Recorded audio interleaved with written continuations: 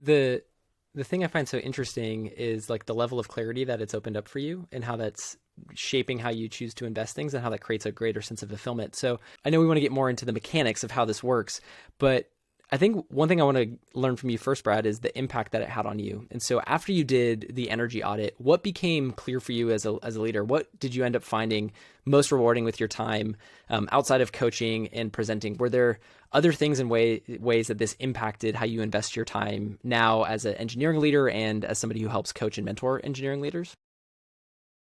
Yeah, so I think one of the really big pieces that came out of this was, first of all, valuing my time, being the author of what my day looks like, not being at the effect of someone else's decisions, right? I'm not just in a position of just receiving things or if things are recurrent on my calendar saying, this is just what I'm going to do.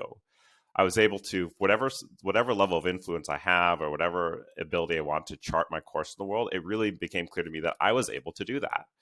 That if I go into a meeting and that meeting isn't great, I don't just have to brutally accept that meeting, that I could potentially change something about it. Or I can ask questions and push back on things if it doesn't particularly make sense for me.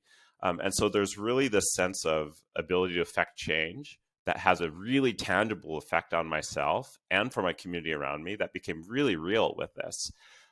Because if prior to some of this, it was a bit of like, hey, this is just what's on my calendar. It's a recurrent meeting that we do every week or two, and I just need to eat it. And this really shifted my mindset to one of, hey, I can create something really great and exquisite for myself and for my community by not being passive about it, by saying, how can I really take control and ownership of how I'm spending my time and energy in a way that serves me and serves my community?